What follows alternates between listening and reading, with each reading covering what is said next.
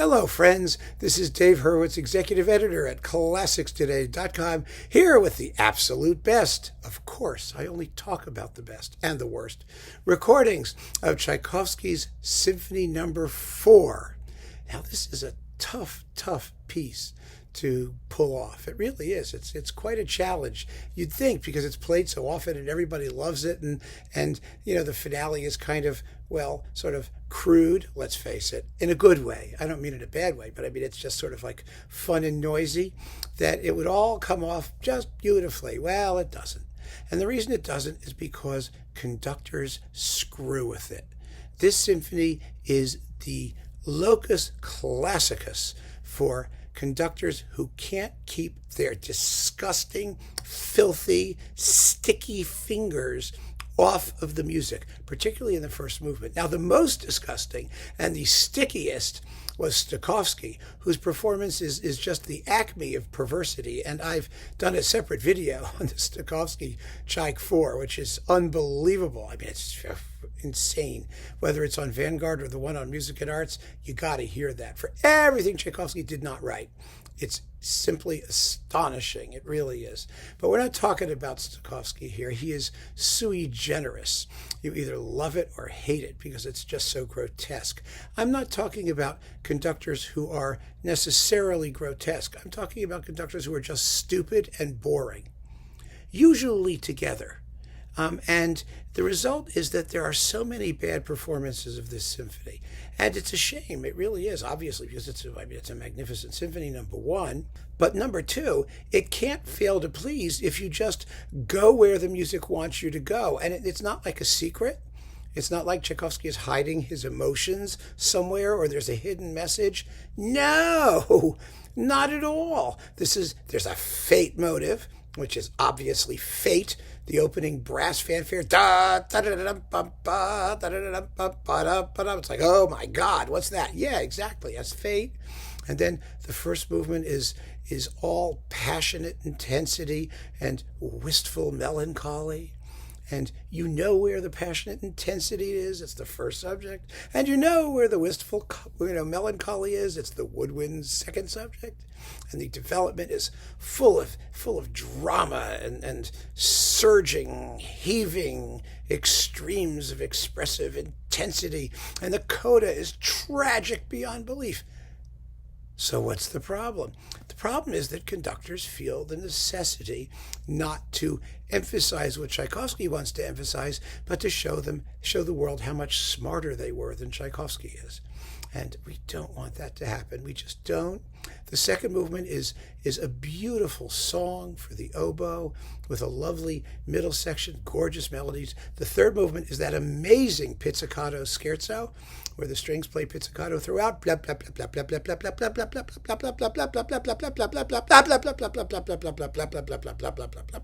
It's incredible with the cool woodwind and brass trio section. Brilliant orchestration, one of the great moments in all of Western music in terms of scoring. And then the finale. The finale is the, crash.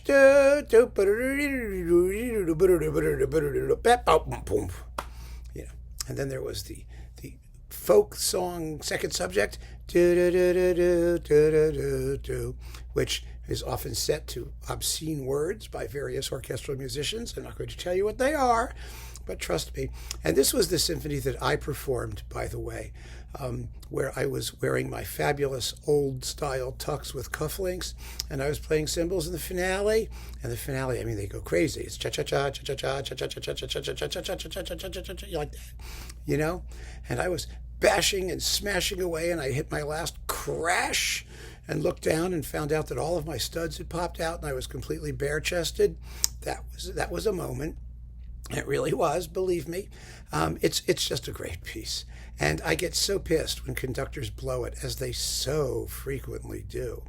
So I have here, we've already talked about Stokowski. I've got sitting here like a dozen versions. I have another several dozen hopping around in various places. But I'm going to tell you what the 12 best are, period. And, I'm sure you'll have others that you'll say, oh, you forgot to add. Listen, I didn't forget anything. I never forget anything. I just decided not to talk about some of them. That doesn't mean I forgot them. Let's keep that in mind, shall we? Thank you. I appreciate it. Anyway, so first let's start with a couple of the more sensitive performances. The piece can be played. It isn't all sweat and perspiration and hysteria. It has that in it, of course, that's part of the fun. But you can play it in a very elegant way, in a very sensitive way, as long as you allow those big passionate moments to erupt, as they must. And they do. And they do in these two performances. First, we have Ivan Fischer on Channel Classics with the Budapest Festival Orchestra. An absolutely magnificent performance. When we were talking about, orchestras, having character and their own personality, one of the things some of you pointed out was that Fischer in Budapest is one of those ensembles where a conductor works with one group and really makes them over in his image and gives them a characteristic sound. And this Tchaikovsky Fourth is their performance, and it's exquisite. It's absolutely beautiful. The string playing is so sensitive and cultured and elegant, but also powerful. They can really scream in their upper register. And, the brass have a beautiful burnished sound, and Channel Classics sonics are just glorious. It's a wonderful performance. It really is. If you look at the reviews on classicstoday.com, you can see it got a 10/10, and deservedly so. Of course, I think I wrote the review, but yes, it deserved it. Anyway, after that, after Fischer, the other performance that I think deserves a lot of credit is Claudio Abbado with the Vienna Philharmonic, his Deutsche Grammophon recording, which is his earlier one, because as I pointed out in talking about Abbado, the remakes are almost always inferior. And this is one of those cases. The remake was in Chicago in this case for Sony, and it certainly wasn't terrible. I mean, absolutely not terrible. But I think the Vienna performance just has that much more subtlety and sophistication. It's really noteworthy as a performance for Abbado's very careful attention to Tchaikovsky's dynamics, and not in a fussy way, just in a way that makes you listen. It makes you really listen to the phrasing of the melodies, especially in the slow movement. When the strings come up with that ba da da da da da da da da da da da da. Most conductors really milk it, but Abbado doesn't. He keeps the dynamics restrained. He makes you listen to that moment of hushed intensity, and makes something very special about it. And otherwise, the first movement has those eruptive climaxes. The finale is extremely exciting.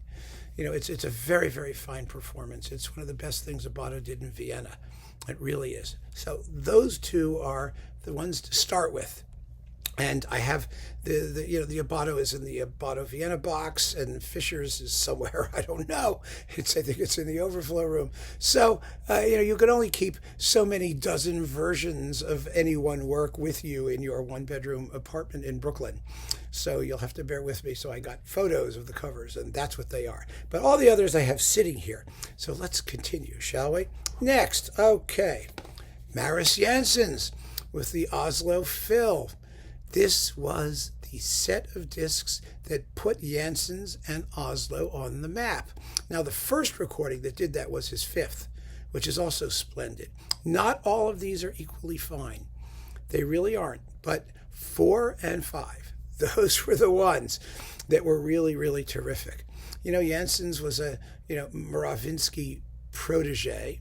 And he really has the Oslo Philharmonic sounding marvelous, and Chandos recorded them quite well. Also, it's inconsistent in this series, but the fourth is a really beautiful performance. And it was exciting because by the time Jansons did this, Mravinsky was gone, and we got to hear what a lot of people consider to be that authentic Russian school, one version of it, the Leningrad school.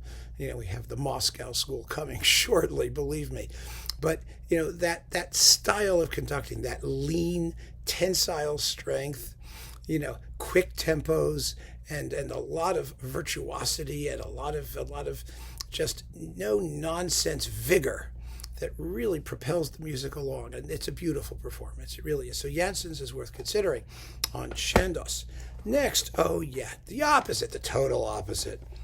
Ormandy in Philly. And we got to talk about Ormandy in Philly. Recorded this thing, I don't know, 3 times, 4 times, who knows. But I prefer, in this case, because it's in this box, his RCA remake to the Columbia or Sony stereo version. Only because in this case, and unusually, the sound is better. It just sounds better. It has more impact, and there's like a real bass on it, and it really works very, very well. The performance is virtually identical to his earlier one. It just has more vividness, in my view. And, Ormandy's Tchaikovsky, people like to say, well, it's not as exciting because it's not as fast, it's not as hysterical. Well, it depends on what you listen for. It really, really does, because Ormandy does things with the strings, which are the most important instruments in the orchestra, don't forget, and certainly the most important for Tchaikovsky, that nobody else does. He gets an intensity out of the string playing that's amazing. And the moment I always test in every performance, not just Ormandy, to see if they pass the test, is the moment of recapitulation in the first movement. It's, they've just gone, it's just gone, and then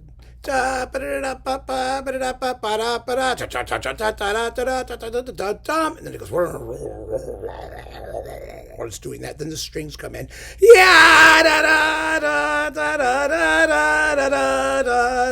with the main theme. And that's the recapitulation, the moment of recapitulation. It has to be carried by the violins. A lot of conductors do something very unfortunate at that moment, because they make the timpani, they let the timpani do this huge volcanic crescendo, which completely overwhelms the entry of the strings. Now, if your strings can't hack it, I understand. You may want them to be overwhelmed. It may be a good thing. But that's not what Tchaikovsky wrote. It's not what's supposed to happen. And boy, does Ormandy pass that test with flying colors, because they just play with such weight and intensity. It's phenomenal. Karajan did it too. Karajan recorded this symphony about 7 times, I think. It was or 6 times, maybe. And he did the Patatique 7 times. I think he did this one 6 or 5. I mean, endlessly. And his performances are all very good, but none of them are on this list because I don't think he had the passion that Ormandy brought to it. I don't think he had the humanity that Ormandy brought to it. He had prettiness and very, very virtuosic playing, but no, this is the real deal. This has warmth and humanity, and okay, it's not the fastest in the block. It may not be the loudest all the time, at least strings accepted, but it's phenomenally well done. So Ormandy is definitely one to talk about, and listen to the strings. It's a clinic in how strings are supposed to play Tchaikovsky. I am telling you that. So next, this is a double. This is a twofer. I mean, we have to do 2 of them. Svetlanov. Now, Svetlanov also made several Tchaikovsky cycles, 3 of them, I think, at least. And these 2 are late Svetlanov. They're both digital. This is live in Tokyo. This was the cycle he did live. It's really rather fun because the orchestra kind of gets away with him at the end of the 2nd symphony, which is rather amusing. But here it is. This is live in Tokyo, 1990. Very well recorded and exciting as hell. This is what I call the Moscow school of Tchaikovsky, the barn-burning, screaming, loud, unsubtle, slap you in the face, what you kind of want to hear from a Russian orchestra. You don't want subtlety particularly, at least not from Moscow. I mean, we're not getting subtlety from Russia now, are we? Yeah. And then there's this one, which is the studio recording of Same. And the studio recording is really just as good. I mean, it's just as exciting. It's fabulously well done. Some people prefer the live ones because they're live and they feel that there's an extra bit of voltage. Some people prefer these because they're even more vividly recorded, and the playing has just that much more polish. I don't choose. I have both, and I love them. I love both. They are phenomenally exciting. So Svetlanov is definitely one of those guys you got to do. Then we have, Pierre Monteux with the Boston Symphony. Phenomenal, typical Monteux. You don't even know there's a conductor there. The music just happens. It happens, and it happens splendidly. Everything is exactly the way it should be. It sounds fabulous. The tempi are perfect. The balances are wonderful. It has energy, it has passion, it has soul, it has elegance, it has everything you could ask for. Fabulous playing, and it's recorded in wonderful stereo. It's living stereo. This is the old Monteux edition version, but it just sounds great. And Monteux is one of those, 4, 5, and 6, all three of them you really got to hear. It's Monteux at his late best. It really is. So that is a classic. It's just a classic. What could I say? Another classic of its type, Bernstein, New York Phil. Now, this is his second one. It was recorded in 1975, issued in 1976. This was at a time when Avery Fisher Hall, which is where these things were recorded, sounded absolutely dismal. And the sonics are really just not great. They never were. I don't think there's anything you can do to fix it. But it's a wonderful performance. It's exciting and it's really intense. And his first recording of the fourth, and then there was a Deutsche Grammophon one, neither of those are particularly exciting in my view. The first one was okay. It was just an average sort of generic performance. The late one was late Bernstein, heavy and just not particularly exciting. This one is the one that just gets it right. It's the Goldilocks performance. I will say, however, you will note Bernstein adds a cymbal crash in the finale at every reappearance of the main theme. It's crash, do, do, crash, to thump,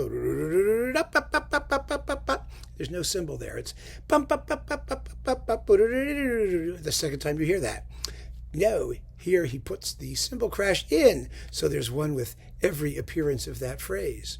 Now, of course, if Tchaikovsky had wanted that cymbal crash, he would have written it, and he didn't. But I understand why Bernstein does it, because it does give the music a certain symmetry. I mean, I remember the first time I heard this symphony, when it was crash, and I was like, oh, shouldn't there be a cymbal crash there? I mean, it really sounds like there should be one. Until you really get to know the work and you realize Tchaikovsky is leaving it out probably to, not be predictable, to not do the expected thing. Well, Bernstein puts it back, but it's part of the personality of the performance. It has a lot of soul, and I like it. I really like it, even if the sound is kind of grotty. I mean, what the hell? The scherzo is fabulous. Really, really, really razzle-dazzle. It's terrific. It's really, really good. So this is still a wonderful performance for all of its quirks, or perhaps because of them. The quirks are not such like Stokowski, like, the tam-tam crescendo he adds to the end, and some of the other wild things he does. It's nothing like that. It's just a little nip and tuck here. And Tchaikovsky encourages nipping and tucking. At least the Russians do it all the time to him. So there you go. What's this one? Oh, yes, Charles Munch. Oh, yeah, wow, baby. Yes, fabulous. Low, wonderful performance. It's rather different from Monteux, but you have the same, it's recognizably the same orchestra. It's fascinating to compare the two, actually, because, Munch is a more interventionist and impulsive kind of conductor than Monteux was. And they're both French. It's fascinating, really. Monteux is all, organic cohesion, whereas Munch is much more a conductor of the moment. He was one more willing to let the music erupt and push it at you a little more. Either way, they're wonderful. They're absolutely wonderful performances. And Munch's Tchaikovsky 6 is also one of the great ones. I mean, it's just fabulous stuff. I do have to say also, remember, the Boston Symphony at this point was such a great orchestra in French and Russian music because they'd had Koussevitzky for all those years. And they'd had Monteux previously as well. And, they were really, really raised in this style. And it's a style that really has vanished in most orchestras, and it's vanished with most conductors. Some of you sometimes say when I do these talks, why don't you ever talk about newer conductors? Well, the reason is often because they don't know how to play the music. And Tchaikovsky is not really, very au courant. I mean, Bruckner is au courant, but Tchaikovsky not so much. And I don't think he appeals to a lot of today's conductors because they're very good at precision and at letting the orchestra do its thing, but they're not very good at expression and at letting the music go. And Tchaikovsky requires that. You have to give yourself to the music. The one guy who I think did some, well, I mean, there's Vladimir Yurovsky, who did very, very good Tchaikovsky, but his performance isn't in here, but it could be. I mean, it could be. Yurovsky was wonderful. His Tchaikovsky cycle is the best new one in a long time. But the other conductor who did fantastic Tchaikovsky 4, 5, and 6 was Daniele Gatti with the Royal Philharmonic on Harmonia Mundi. And those things have just disappeared. He did 4, 5, and 6, and then they put him in a little 4, 5, and 6 container, but it's been out of print for so long. And I mean really out of print, like impossible to find out of print. Not like out of print, you can get a million of them used. I don't know why Harmonia Mundi ditched them.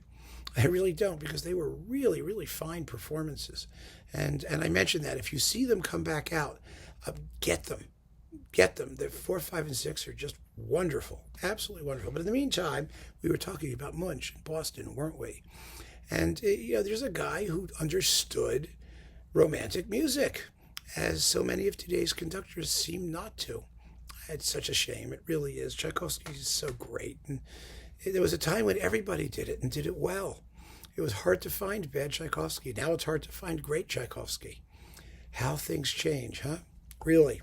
And this is another wonderful one. This one may surprise you. It may really surprise you. It's Daniel Barenboim and the Chicago Symphony on Teldec, or Warner now. It's Warner. But, this 4, 5, and 6 is one of the best things he did in Chicago.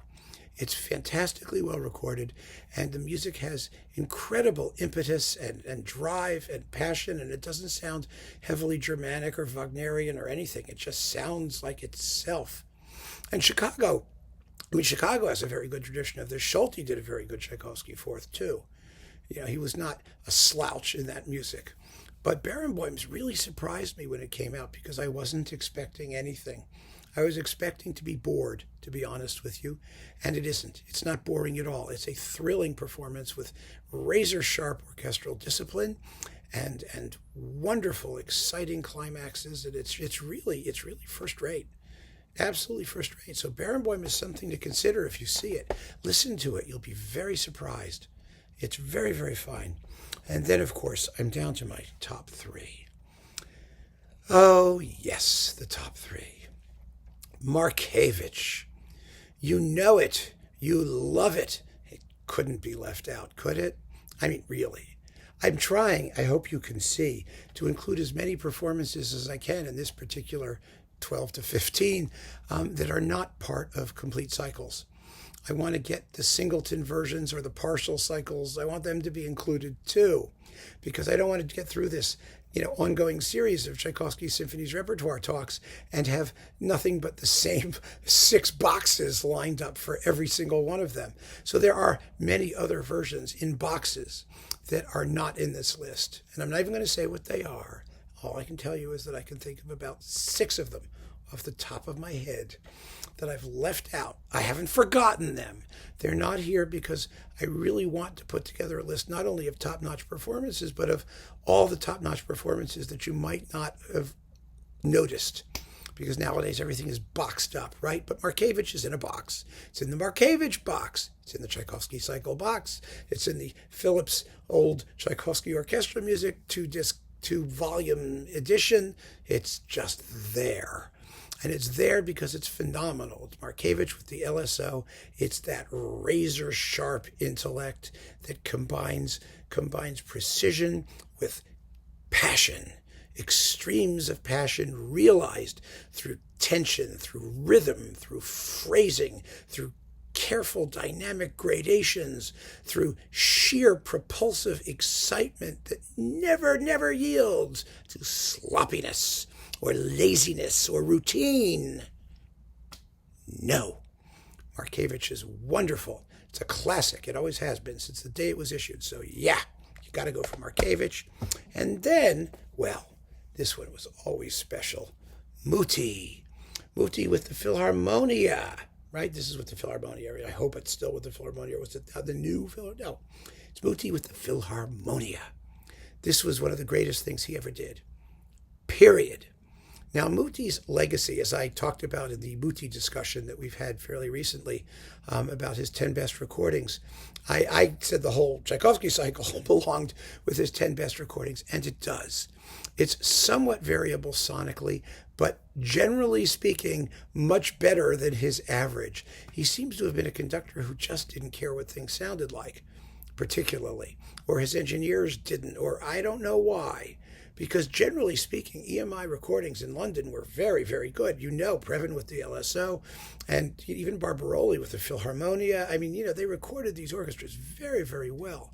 Why they didn't sound so great when Muti got them, I just don't quite understand.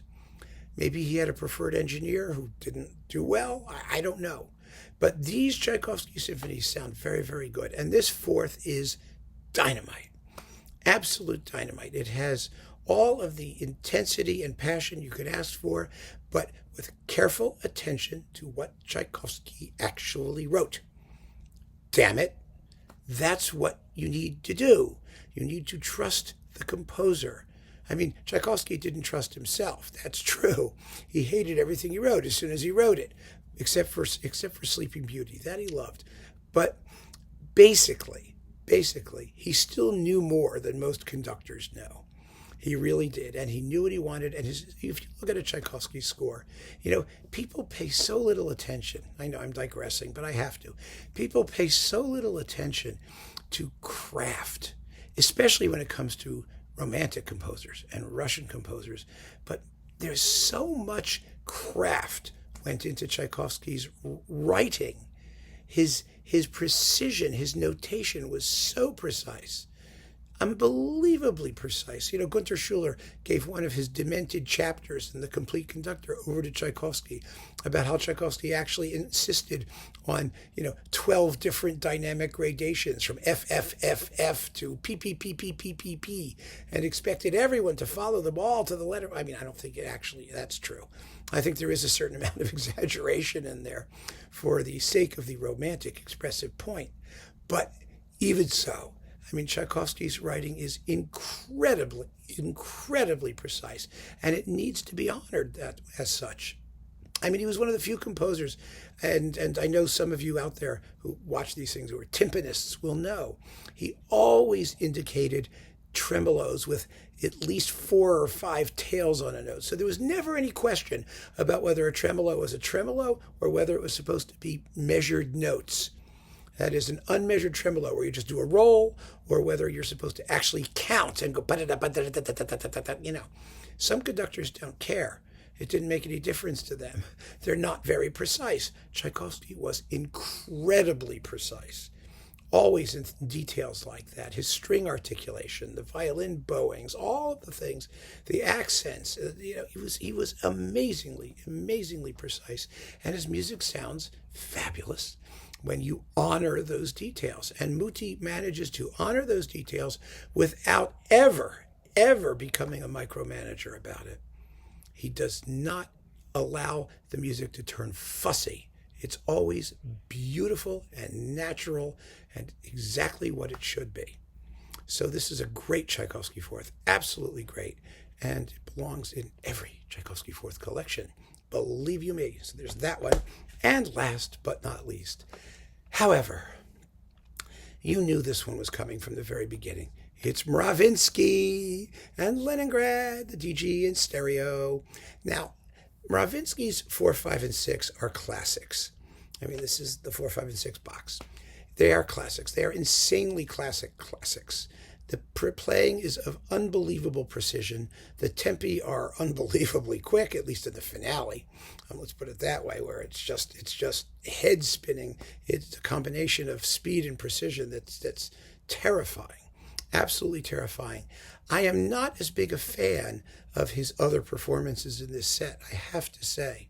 I mean, 5, yes, okay. 6, not so much. I think that he could allow the tightness of ensemble to become a bit of an end in itself. There are moments where I think the music needs to relax and needs to swim a little bit. You know what I mean? And Mravinsky wasn't a swimmer. He was a sprinter. He was like, But boy, this fourth is beyond exciting. It really is. Everything is in place. Every climax is just nailed for what it's worth. The string playing is of a standard that we will probably never hear again, really, because this kind of playing could only have been inculcated by a megalomaniac conductor who ruled over his orchestra with a reign of terror. And there is such a difference when, players perform a triple forte climax when they are literally in fear of being sent to the gulag if they don't get it right.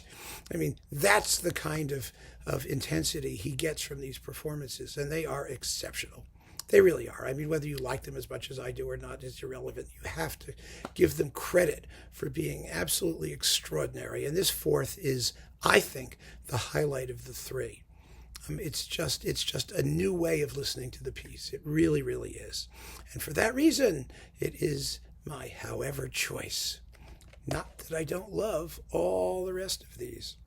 So that, my friends, is Tchaikovsky's fourth, sort of kind of in a nutshell. I mean, maybe a Brazil nutshell, a big nutshell, but it's a nutshell. So keep on listening, my friends. Thank you so much for joining me. Take care.